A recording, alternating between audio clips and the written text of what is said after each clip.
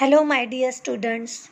Today we are going to learn a one skill in writing skill, that is summary writing. Summary writing चा प्रश्न आपल्याला question क्रमांक 4B मध्ये विचारला जातो. That is a question of non-textual unseen passage, we can say that. And with the help of that unseen passage, we have to write the summary of that unseen passage, and that is for 5 marks. Unseen पॅसेजची summary लिहिण्यासाठी आपल्याला 5 mark दिलेले आहेत question number 4B मध्ये. चला तर मग पाहूया समरी रायटिंग म्हणजे काय, सारांश लेखन म्हणजे काय, ते कसं लिहिलं जातं, त्याच्या पायऱ्या काय आहेत आणि काय करायला नकोय, हे सगळं आपण पाहणार आहोत समरी रायटिंगमध्ये. चला तर मग सुरू करूया. व्हॉट्स अ समरी. समरी म्हणजे नेमकं काय? It is the gist of chosen passage. जो पण कोणता पॅसेज उतारा निवडलेला आहे त्या सगळ्याचं सार म्हणजे असते summary. A summary is supposed to be informative and descriptive. समरीमध्ये काय असतं तर समरी ही माहिती देणारी असते, तसेच वर्णन करणारी देखील असते. It has to emphasise all the main points of the text, but must be significantly shorter than the original. समरीमध्ये आपल्याला जो काही टेक्स्ट वाचायला दिलेला आहे, जो काही उतारा वाचायला दिलेला आहे, त्यामधले मेन सगळे मुद्दे इन्क्लूड केलेले असतात. तसेच ते महत्त्वाचे मुद्दे छोटेसे म्हणजे शॉर्टरसुद्धा केलेले असतात. पण ओरिजिनल जे काही आहे त्यापेक्षा ते थोडेसे लहान करून सांगितलेले असतात, म्हणूनच त्याला सारांश असं म्हटलं जातं किंवा समरी असं म्हटलं जातं. मग समरी काय सांगते तर एखाद्या निवडलेल्या उताराचा सारांश सांगते, ते म्हणजे समरी लिहिणे. चला तर मग पाहूया या समरी लिहिण्याच्या पायऱ्या काय काय आहेत. What are the steps of summary writing? So, first of all, we are going to see the golden rules of summary writing. Rule number first. The more you manage to avoid the original wording, the higher your mark for own words will be. सगळ्यात पहिला सुवर्ण नियम काय आहे तर पहिला नियम आहे की जितके तुम्ही ओरिजिनल वर्डिंग म्हणजे टेक्स्टमध्ये आलेले जे काही वर्ड्स आहेत ते वर्ड जसेच्या तसे घेणार नाहीत, ते घ्यायचे टाळाल, तितके अधिक मार्क तुमच्या समरीला मिळतील. नियम क्रमांक 2.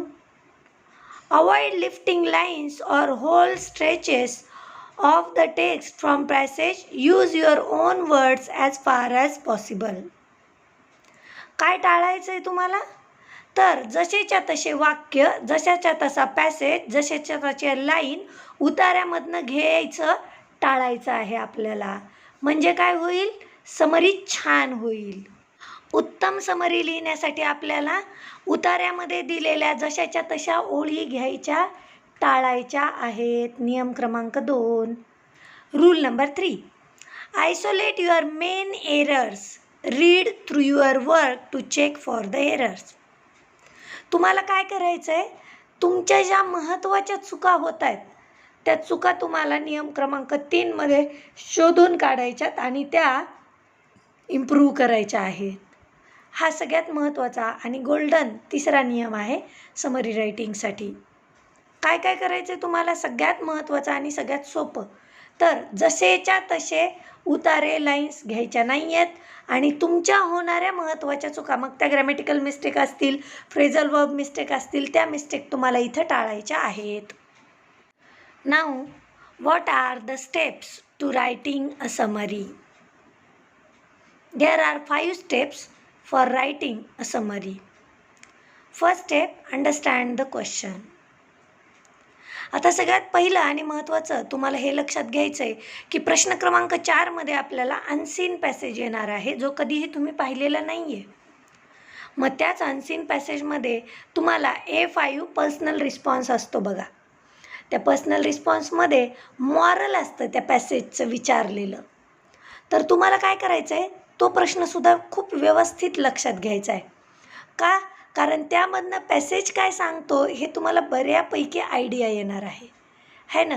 आणि तो पॅसेज 4था अ मधला सोडवत असतानाच तुम्हाला काय करायचं आहे, की पॉईंट्सला हायलाईट करायचं आहे. कोणकोणते महत्त्वाचे मुद्दे आहेत, त्या मुद्द्यांना काय करत चालायचं आहे, हायलाईट करायचं आहे. Step number 2, pick out key points. Highlight point that answer directly to the question. प्रश्न विचारत राहायचे. प्रत्येक ओळीला आपल्याला प्रश्न तयार करायचा आणि विचारत राहायचं आहे.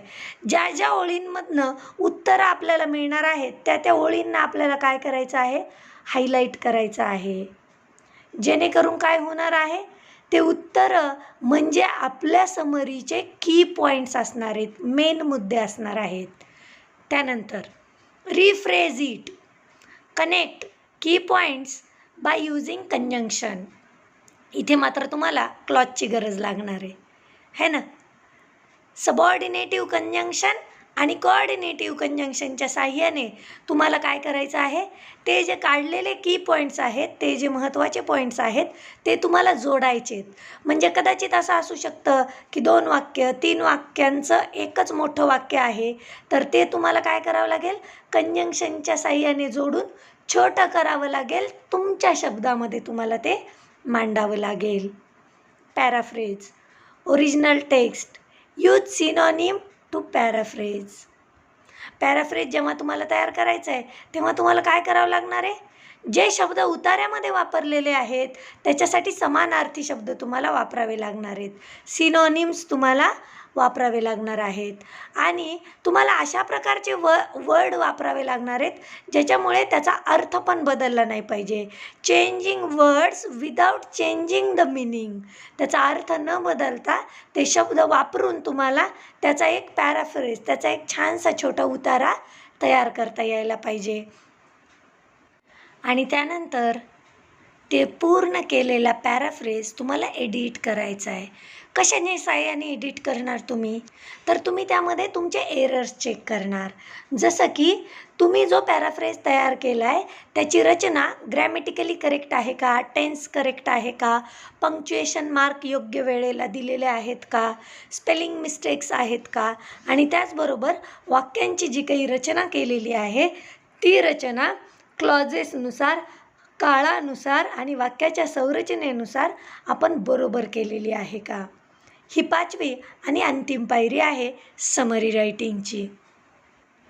म्हणजेच काय करायचं आहे आपल्याला, ओमिट द डिटेल्स. खूप जास्त खोलवर आणि विस्तारित लिहायचा प्रयत्न करायचा नाही आहे.